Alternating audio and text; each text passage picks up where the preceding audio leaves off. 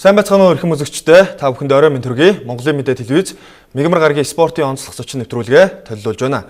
Энэ удаад манай телевизийн онцлог зочин нэвтрүүлэгт Бие тамир спортын газрын спортын бодлого хэрэгжилтийг зохицуулах хэлтсийн дарга Бахижан хүрэлцэн ирсэн байна. За танд хүрэлцэн ирсэнд баярлалаа орой минь төргий. За баярлалаа. Нийт үзэгчдэм орой минь төргий. За өнгөрсөн 7 хоногийн Баасан гарагт Зүүн Азийн Олимпиадын зөвлөлийн 35 дахь хурал болж Тайваны Тайчунд хурал болж өндөрлөө. Энэ үеэр бас юу хэлцээ манай улсаас ямар зочид төлөөлөгчид оролцоо. За бас энэ хурлын үеэр болсон нэгэн баяртай мэдээ бол 2023 онд Зүүн Азийн залуучуудын наадмыг Монгол улсын нийслэл Улаанбаатар хотноо зохион байгуулахаар болсон. Энэ талаарх мэдээлэл хоёлаа өнөөдөр ярилцлага эхэлье. За өнгөрсөн Баасан гарагт Зүүн Азийн Олимпиадын зөвлөлийн 35 дахь удаагийн зөвлөлт хурал аль биесээр Тайваны Тайчун хотод боллоо. За энэ Зүүн Азийн Олимпиадын гишүүн орн бол 9 орн байдаг.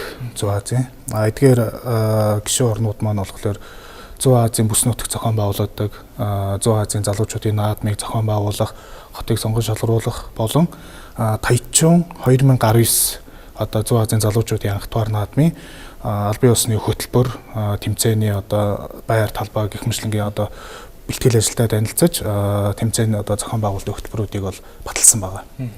Тэгээд мөн энэ үеэр 2023 онд зохион байгуулагдах Зүүн Азийн залуучуудын наадмыг зохион байгуулах хотыг сонгон шалгаруулах хурал бол мөн болсон байгаа. Энэ хуралд боловсрол Монгол улсад төлөөлөө боловсрол соёл шинжилгээ ухаан спортын дэд зай Дотгон баяр нийслэлийн засаг даргын орлогч нийгмийн бодлогын асуудлаар үүссэн орлогч анхмаа болон бусад албаны төлөөллүүд оролцож Улаанбаатар хотыг 2023 онд энэ Зүүн Азийн залуучуудын 2 дугаар наадмыг авах эрхийн төлөө нэр дэвшүүлэн өрсөлдөд амжилттай өрсөлдөд ирлээ. 19 оны наадам бол Тайван болно тий. За энэ наадмын талаар бас ярьсан гэж энэ наадмын дээр нь манай улс мөн оролцсон. Өмнө нь бас манай улс Зүүн Азийн наадамда амжилттай оролцдог байсан. 1993 оноос эхэлж Зүүн Азийн наадам зохион байгуулагдаад тэгээ 2013 оноос хойш бол залуучуудын наадам гэж зохион байгуулагдах болчиход байгаа. Ер нь яагаад залуучуудын наадам гэж зохион байгуулагдах болсон талаар та бас ярил. За энэ хуучин бол Зүүн Азийн наадмын холбоо гэж байдаг байлаа. Тэгээ Зүүн Азийн наадмын холбоод нь болохоор дөрөвний өргөж хэлсэн хугацаанд бол Зүүн Азийн залуучуудын наадмыг зохион байгуулсан насан туршидын донд. Явандаа бол энэ бол дэлхийн олон улсын олимпиадоноос залуучуудын олимпийн наадмыг зохион байгуулдаг боллоо. Мөн олимпийн наадмын цикл тохируул цаашдаа бусад Азийн наадмууд болон Зүүн Азийн наадмууд төв бүсийн чанартай наадмуудыг бол уялдуулан зохион байгуулах шаардлагатай гэдэг үүднээсээ 2013 оноос Зүүн Азийн залуучуудын наадмыг зохион байгуулах шийдвэр гарч ингээд 13 онд бол Зүүн Азийн залуучуудын анх дугаар наадмыг 19 он зохион байгуулах хотыг сонгон шалгаруулахаар болсон байна. Монгол улсын хувьд бол ер нь 2009, 2013 онуудад бол Зүүн Азийн наадмыг бол Зүүн Азийн наадам болон Зүүн Азийн залуучуудын наадмыг зохион байгуулах эрхийн төлөө өрсөлдөж байсан. Тэгээд тухайн үед бол бас өрсөлдөөнд бол 2013 оны наадам дээр бол Тэнжинд ялагдж байсан. Наадмын төлөө бол дараа нь 2019 оны наадмын төлөө бол Тайваны Тайчунд ялагдсан бол одоо энэ удаа харин бол 2023 оны залуучуудын наадмыг бол зохион байгуулах Зүүн Азийн залуучуудын наадмыг зохион байгуулах эрхээ бол авч чадлаа. Зүүн Азийн наадмыг зохион байгуулна гэдэг бол манай улсын хувьд за спортын түүхэнд Монголын спортын түүхэнд нэгэн хуудас шинээр бичигдэж нэгэн шин зам мөр гарч ирж байна гэсэн үг. Энэ бол манай улсын түүхэнд анх удаага болж байгаа үйл явдал. За тэгээд Монгол улс Улаанбаатар хотно өөрийнх нь нийслэл дэний спортын томоохон наадмыг зохион байгуулахад мэдээж Зүүн Азийн энэ 9 орны тамирчид хүрэлцэн ирэх байх. Хэдийн спортын төрлөөр зохион байгуулахаар болов хөтөлбөрийн талаар. За Зүүн Азийн Олимпийн хороодын дүрм гэж байдаг. Тэр дүрмээр бол ерөнхийдөө Зүүн Азийн залуучуудын наадмыг бол спортын 12 төрлөөр бол зохион байгуулах тийм зохицуулалттай байдаг. Тэгэхээр үндсэндээ бол бид нар бол 2023 онд бол Зүүн Азийн залуучуудын спортын наадмыг бол спортын 12 төрлөөр бол зохион байгуулахаар байгаа. Үүнээс бол 9 төрлийг бол Зүүн Азийн Олимпийн хороодоос бол тогтож 3 төрлөө бол тухайн зохион байгуулах хот болон зохион байгуулах хороо нь бол санд болгож нэмэлтээр оруулж ирэх ийм болцоо боломжууд байдаг юм байгаа. Ер нь бол энэ Зүүн Азийн наадмууд энэ Азийн олимпийн зөвлөл одоо тийм ээ олон улсын олимпийн орооны ивэлдээр одоо хүлээн зөвшөөрөгдсөн эдгээр томоохон наадмуудыг бол авж байгаа бол анхны тохиолдол болж байна. Тэгээд яагаад ингэж бас авах шаардлага хэрэгцээ шаардлага байна вэ гэвэл ер нь бол 2011 онд Монгол улсын ерөнхийлөгч Швейцарын Лозаннд олон улсын олимпийн орооны ерөнхийлөгч Жак Рогетой уулзах үедээ бас нэг сонирхлын санамжчиг гэдэг нэг томоохон санамжчигт гарын үсэг зурсан байт юм л да. Тэр санамжчигт юу гэвэл Монгол улс бол одоо ингээ 2019-23 онуудад Зүүн Азийн наадам, цаашлаад 27-30 онуудад Азийн наадам ингээд 2036-40 онуудын аль нэг ч юм уу олимпийн наадмыг бол зохион байгуулах одоо чинь ирмэлцэлтэй байна гэдэг ийм сонирхлын санамжчигт гарын үсэг зурсан байдаг. Тэгэхээр эдгээр энэ бол хоосон гарын үсэг болгоод бас байлгаж болохгүй бид нарын төрийн байгууллага одоо спортын төрсөн спортын чиглэлийн төрийн байгууллага болон олимпийн орооны бидний одоо хамтын ажиллагааны үндсэн дээр энэ цаашдаа бол энэ шат дараатай энэ наадмуудыг бол эх орондоо зохион байгуулж биеийн дамир спортын салбарын хүний нөөц одоо заал талбай бүхэл зүйлүүдийг одоо бас үе шаттайгаар сайжруулах, өргөжүүлэх ийм үүднээс ингэж наадмуудыг бол зохион байгуулахаар ингээд өрсөлдөөд ингээд сайн амжилттай өрсөлдөд ирлээ. За 4 жил тутамд нэг удаа зохион байгуулагддаг Зүүн Азийн наадамд Зүүн Азийн 9 орон оролцож дунджаар 2000 гаруй тамирчид өрсөлдөг гэсэн бол одоо дундаж үзүүлэлт байдаг. 1993 оноос хойш зохион байгуулагдсан Зүүн Азийн наадамд Монгол улс 2013 оны Тэнжээний наадам хүртэл өрсөлдөхдөө нийтдээ 101 медалыг бол хүртэж байсан. За эх орондоо зохион байгуулахаар мэдээж л манай баг тамирчидад давуу талгаар нь олон тамирчид оролцсон тийм ээ. Зардал мөнгөний асуудал гарахгүй. Энэ тал дээр ер нь бас их спортын хөгжил гарч ирэх байх л та тийм ээ. Мэдээж тэгэлгүй яг хаа. Одоо Монгол улсын засгийн газраас жилдээ засгийн газрын тогтоолоор нэг 10-аас 15 төрлийн одоо олон улс төв дэлхийн чанартай тэмцээнүүдийг зохион байгуулдаг. Тэгэхэд бол ер нь бол дунджаар эдгээр 10-аас 15 төрлийн дэлхийн аврал шалралт тэмцээнийг зохион байгуулахад Монгол улсад бол нэг 2000-аас 2500 орчим тамирчид дасгалжуулагчид албаны төлөөлөгчд Монгол улсад ирээд одоо нэг доотлон 3-аас дээшээ 7 хоног одоо Монголын зочид буудлуудад одоо байрлаж явахдаа бол нэг 2 орчим тэрбум төгрөгийн бас зочид буудлуудад зөвхөн одоо зочид буудлын төлбөрт ингээд зарцуулаад явдаг байгаа. Тэгэхээр одоогийн энэ Зүүн Азийн наадмын хувьд болохоор оролцогч орнууд нь бол тамирчид нь бол өөрсдөө зардал мөнгө төлж оролцдогоор бас онцлогтой. Тэгэхээр бол мөн ялгаагүй зөвхөн одоо 123 оны одоо 10 хоногт бид нар бол бүтэн жилийнхаа хэмжээнд одоо 10-аас 15 төрлийн дэлхийн аварга олон улсын тэмцээн зохион байгуулж иж олдог тэр хэмжээний зочид буудлуудад олдог орлогыг бол бас ингэж олох мөн цаашлаад одоо тэгээ бэлэг дурсгал тэгээд бас дотоодын ажил үйлчлэгээгээд бүхэл зүйлүүдээр бол ингээд үйл ажиллагаа явуулах бүрэн бололцоотой болох боломжтой байна. За 2013 оноос хойш зохион байгуулагддаг байсан одоо энэ Зүүн Азийн наадам 2019 оноос эхлэн Зүүн Азийн залуучуудын наадам болон зохион байгуулагдана. За Зүүн Азийн залуучуудын анх дугаар наадам одоо Тайваны Тайчунд болж спортын 14 төрлөөр зохион байгуулагдана. Монгол улсын тамирчид бол мэдээж энэ наадамда өргөн баг бүрэлдэхүүнтэй бол оролцсон. За хоёулаа одоо ярилцлагын дараагийн хэсэгт чилжээ. Энэ сарын 12-ноос одоо 17-ны өдрүүдэд манай улсын нийслэл Улаанбаатар хотноо хүүхдийн спортын олон улсын наадам болох гэж байна. Энэ наадмын зохион байгуулалтын талаар та яриул. За олон улсын хүүхдийн спортын 7 дугаар наадам болно. Одоо энэ сарын 12-ноос 17-ны өдөр. Тэгээд олон улсын хүүхдийн наадам гэхэлэр зарим хүмүүс жоохон бодлох гэдэг юм л да. Яг нь Монгол турхны хүүхдийн наадам гэвэл хүмүүст их ойрхон тэгээд их сайн мэддэг. Энэ наадам маань анхлан Монгол улсын засгийн газар хэрэгжүүлэгч агентлагт тухайд 2009 онд одоо агентлагийн дарга байсан Монгол улсын гавьяа дасгалжуулагч Чойж Говийн Наранбаатар даргын санаачлагаар одоо Монгол улстай хил залгаа Оросын холбооны улсын бурайд бүгд найрамд Хятад ард улсын өвөр Монголын урд засаг орны биеийн тамир спортын хороодуудтай санал зөвшөлдсөний үндсэн дээр Монгол турхны хүүхдийн спортын наадам болж Улаанбаатар хотын анхны одоо наадмыг спортын 6 төрлөөр 240 гаруй тамирчинтайгаар ингэж эхэлж байсан. Ингээд наадам маань жил болгон ер нь бол олимпийн зуны олимпийн жилдээ зохион байгуулагдахгүйгээр одоо Улаанбаатар, Хөх хот, Бурят гэдэг ингээд дараалал жил ээлжлээд ингээд явагддаг. Энэхүү наадмаас бол ер нь бол бас манай үе үеийн бас шилдэг тамирчдын бас заламжлаа анхны одоо олон улсын томоохон тэмцээний бас гараа болж байсан. Жишээ нь та бүхэн сайн мэднэ Бамруулш одоо Батчимэг маань те чөлөөт бүхий Сингапурын залуучуудын олимпийн анхдугаар олимпиас алтан медаль авч байлаа. Энэ наадамд орж байсан хүүхэд одоогийн манай жудогийн шилдэг шгшаагийн тамирч дотор ч гэсэн энэ наадмаас анхны медаль авч ирсэн тамирчид маань бас зөндөө байдаг гэмшлэн гэв. Тэмцээн бол одоо эхлэхүүл хаяанд ирчээд шүү дээ. Одоо 11 хоног л үлдсэн байна.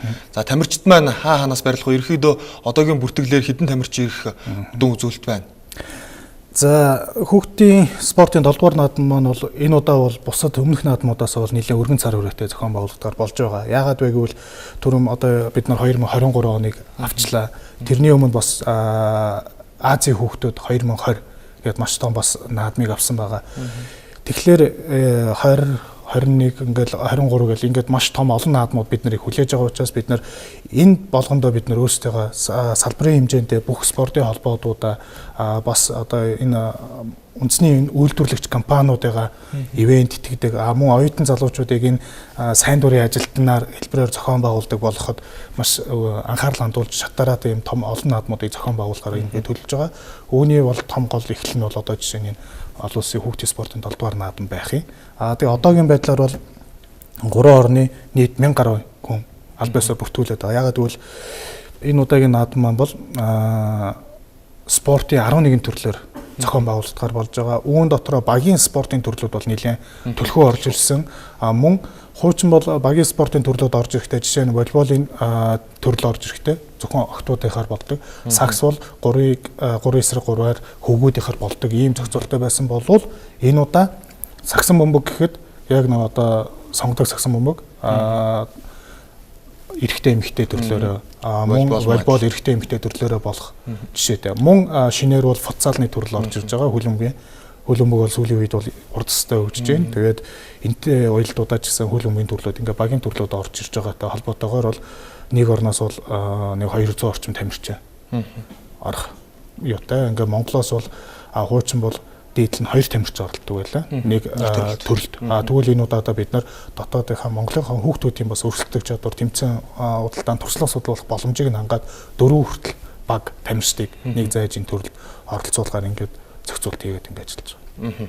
Ерөнхийдөө наадам маань бол 6 өдрийн туршил үргэлжлэн явагдах нэ. Тэгэхээр жишээ нь одоо хөнгөн атлетик гэх спортын нэг төрөл гэж байгаа ч гэсэн дотроо олон зай төрөл одоо ангиллууд байгаа шүү дээ. Тэгэхээр бол тэмцээн бол болж байгаа өдрийнхэн туршил үргэлжлэн явагдаад байна гэсэн үг байна. Ер нь тийм аа. Ер нь тэмцээнүүд маань хаана болох вэ? Футзалын тэмцээн жишээ нь одоо футзалын ордонд тийм ээ хөнгөн атлетик төв цэнгэлтгэж гэдэг юм ингээ явах. Тий. За мэдээж энэ тэмцээн зохион байгуулалт, наадам зохион байгуулалт гэдэг бол мэдээж манай мэрэгжлийн спортын холбоотуудын оролцоотой тэдний маань туслам дэмжлэгтэйгээр бид бүхний бүгднийг маань хамтын одоо хүчээр ажлууд маань босч байгаа. Тэгэхээр хөлбөмбөгийн тэмцээн, футзалны тэмцээн бол Монголын хөлбөмбөгийн холбооны одоо футзалын ордонд хөнгөн атлетикийн тэмцээн бол төв цэнгэлт хүрээлэнд одоо шинэ сая дартаан замтаа боллоо. Хөнгөн атлетикийн хувьд бол бас онцолж хэлэхэд бол өмнөх наадмууд одоо өмнөх одоо энэ 7 дахь удаагийн наадам өмнө нь бол 2 удаа Монгол улсад болж исэн 9 онд 13 онд. Эдгээр наадмууд маань бол Монгол дартаан зам байсангүй дандаа 3 км 5 км-ийн талын одоо нөгөө гүйлтүүд марафон гүйлтүүд бол болдог байсан болов энэ удаа анх удаа Монголдоо бас олон улсын хүүхдийн наадам маань одоо дартаан зам дээр олон улсын стандарт шаардлага хангасан зам дээр одоо 100 м 200 м-ийн төрлүүдийг оролцуулаад ингэ зохион байгуулах болж байна. За таеквондогийн төрөл бол мөн энэ удаа анх удаа наадмын төрлөд орлоо. Тэгээд аврагч спортын хорооны спортын зааланд бол таеквондогийн төрлийн маань тэмцээнүүд болно. Ширээний теннисний төрөл маань бас энэ удаа уламжлалт ёсоор орсон. Ширээний теннисний тэмцээн үйлдвэрчний соёлын төв ордны зааланд болно. За боксийн тэмцээн бол охтын төрөл одоо энэ удаа бас анх удаага боксийн төрөл төр орд нэмж орж ирж байгаа. Тэгээд хаан уул дүүргийн биеийн дэм спортын газрын ордны хорооны одоо зааланд бол болохоор байгаа. За жудо бүх чөлөөт бүхний төрлүүд маань сонгон хайрхан дүүргийн спортын сонгон хайрхан дүүргийн спортын орооны зааланд шинэ ордонд бол зохион байгуулалтаар төлөвлөгдсөн байна. Волейболын тэмцээн маань Монгол Улсын их сургуулийн эдийн засгийн сургуулийн одоо зааланд зохион байгуулагдсан. Сагсан бөмбөгийн тэмцээн маань спортын төв ордныхоо зааланд зохион байгуулагдах. Байт харваны төрөл маань үндэсний сурын одоо талбай дээр болохоор ингээд спортын төрлүүд маань тус тус ингээд хуваарлагдсан. Ингээд бэлтгэл ажлаа хийж явж байгаа. Байтарваны тэмцээний талаар ярил. Үндэсний сургуулийн талбай сая бас наадмын өмнө суудлынхаа тоог нэмсэн. За манай улс өмнө нь өнгөрсөн жил бас оюутны дэлхийн аврах шалгуур оруулах тэмцээнийг их орондоо зохион байгуулсан. Тэгэхээр Байтарваны тэмцээн бол ер нь зохион байгуулалтын тал дээр онцлогтой болох байх тийм ээ. Тий, ер нь бол Байтарваны өмнөх тэмцээнүүд бол ер нь бол найрамдал заслан дээр зохион байгуулж байлаа. Тэгээ үзэгчид бас хүүхэд Байтарваг одоо хичээлж сонирхож хичээлээ гэсэн хүүхдүүд бол тийш найрамдал руу явхад бас төдийлөн бас хэцүү амаргүй байсан болов одоо бол хотын төвдөө байгаа учраас цаашдаа Байтарва ер нь бол бүхэл спортын төрлөөр хичээллийг сонирхож байгаа хүүхдүүд бол үзээд энэ тэмцээн наадмуудыг үзээд явхад сонирхолтой. Мөн талбайн теннисний одоо тий бидний ярьж сурснаар талбайн теннисний төрөл маань бас энэ удаа анх удаага шинээр нэмэгдсэн байгаа. Тэгээд баг тэнгэрийн зохицолборт бол теннисний тэмцээн маань болохоор ингээд төлөвлөгдсөн. Мөн энэ удаагийн наадмын бас нэг онцлог нь юу гэвэл теннис теннис гэдэг маань талбайн теннис тэгээ ширээний теннис Байтарва гэсэн төрлүүдээр холимог одоо төрлийн тэмцээнүүд болно. Холимог хосын тэмцээн. Гэхдээ холимог хосын тэмцээнийгаа болохоор бид нар бас нөгөө олон улсын нөгөө залуучуудын олимп гэж байдаг шүү дээ. Тэрэн дээр болохоор одоо манай Сумья маань холимог багтаар одоо алтан медаль авч байлаа шүү дээ. Өвлийн олимп. Тэрний нэг адилаар орон орны одоо хүүхдүүд чансаагаараа ингээ холимог болж ингээ бас энэ нөхөрсөг байдлаар хамтарсан одоо энэ нөхөрлөл үерхэл одоо энэ бүхэл талаас хамтын одоо багш дасгалжуулагч нарыг чинь энд хамтарч ажиллах тал дээр нь холбож өгсөн юм бас нэг онцлогтой наадам болохоор зохион байгуулж байгаа. За мөн бас нэг онцлог зүйл юу вэ гэвэл алтан медаль авсан одоо бүхэл зайжийн төрөлд алтан медаль авсан тамирчны багшийг бас бид нар давхар алтан медалаар бас урамшуулахаар ийм зохицуултыг бас оруулж. Шинэлэг зүйлүүд бол нэлээд их орж байгаа.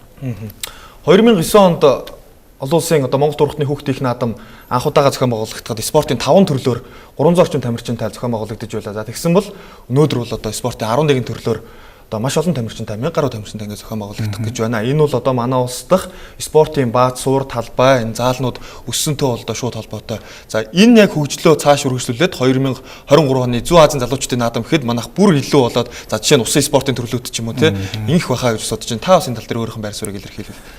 За ерөнхийдөө сар гаруй өмнө бас биеийн тамир спортын тухай хуулийн маань шинжилсэн хариулгын бол аль бие усаар улсын хурлаар орж одоо батлагдсан байгаа. Тэгэхээр өмнөх хуулиасаа юугаар онцлог болсон бэ гэвэл одоо жишээ нь саяны одоо бид нэр яриад байгаа энэ материалын баазыг бий болгох спортын үйл ажиллагаанд хувийн хвшлийн одоо оролцоог нэмэгдүүлэх энэ зохицуултууд нэлээд их орж ирсэн. Өөрөөр хэлбэл хувийн хөрөнгө оруулалтаар спортын заал талбай байгууламж барьсан тохиолдолд тухайн одоо заал талбайгаас олсон орлогыг эх 5 жилийн хугацаанд нь татвараас бас хөнгөлөх чөлөөлөх зохицуултууд орж ирж байна. Гэх мэтлэнгээр тэгэхээр энд бол ер нь бол бодлогын өвч төр одоо хэрэгжилтийн өвч төр бодлогын хувьд нь бол эрх зүйн орчингуудын боломжийн одоо нөхцлүүдийг бүрдүүлж байна. Төрийн бас байгууллага хувийн хвшлийн оролцоо одоо харилцаа адил бололцоонуудыг бий болгож өгж байна. Эдийн засгийн гайлын одоо жишээ нь спортын зарим одоо шаардлагатай тоног төхөөрөмж хэрэг материалыг бол засгийн газрын тогтоолоор гайлын татвараас чөлөөлөхөөр энэ зохицуултууд шинээр орж ирж байх жишээ нь. Энэ бол маш их боломжуудыг бол ирээдүйн одоо тэр 20 оны одоо Азийн хүүхдүүд олон улсын хүүхдийн спортын 7 дугаар наадам 23 онд болох Зүүн Азийн одоо залуучуудын наадмыг зохион байгуулахад бол гол төшиг одоо бааз одоо бэлтгэл ажлууд болохоор байгаа. За тэгээд ерөнхийдөө бол 2015 оноос бол бид нар бол үндэсний хэмжээнд спортын наадмуудыг бол аль болох нэг богино хугацаантай 7-аас 10 хоногийн хугацаанд спортын бүх төрлүүдийг нэгэн зэрэг ингээд зохион байгуулахаар ингээд нийлэн одоо ингээд оролдож ажиллаж байна. Тэгээд спортын холбоодууд, сайн дурын ажилтнууд одоо ивент итгэж байгууллагууд болон та бүхэнтэй одоо хэвлэл мэдээллийн байгууллагууд та бүхэнтэй хамтарч ажиллах бол чухал. Одоо энэ бэлтгэл суурийг бол бий болгож байгаа. За энэ сарын 12-оос 17-ны өдрүүдэд үргэлжлэх олон улсын хүүхдийн спортын 7 дугаар наадмын тэмцээн оролдоонуудыг Монголын үндэсний олон нийтийн радио телевиз үзэгч та бүхэндээ мөн 2 суугаараа шууд дамжуулан үзүүлнэ. Та бүхэн Монголын үндэсний олон нийтийн телевизтэй хамт байснаар энэ тэмцээний тоглолтууд за тэмцээн оролдоонуудыг үзэх боломжтой. Эрхэм үзэгч та бүхэндээ Монголын мэдээ телевиз энэ 7 хоногийн мигмар гарагийн спортын онцлог зочин нэвтрүүлгээ хүргэлээ. За засгийн газрын хэрэгжүүлэгч агентлаг Биеийн тамирын спортын газрын спортын бодлогын хэрэгжилтийн зохицуулах хэлтсийн дарга Бахажан энэ удаад манай студид хүрэлцэн ирж үзэгч та бүхэнд мэдээллийг өглөө. Танд баярлалаа. За баярлалаа. Бидэнтэй хамт үзэгч та бүхэндээ баярлалаа. Биеийн гарагт спортын онцлог зочин нэвтрүүлгийн шинэ дугаараар эрг уулзлаа түр баяртай.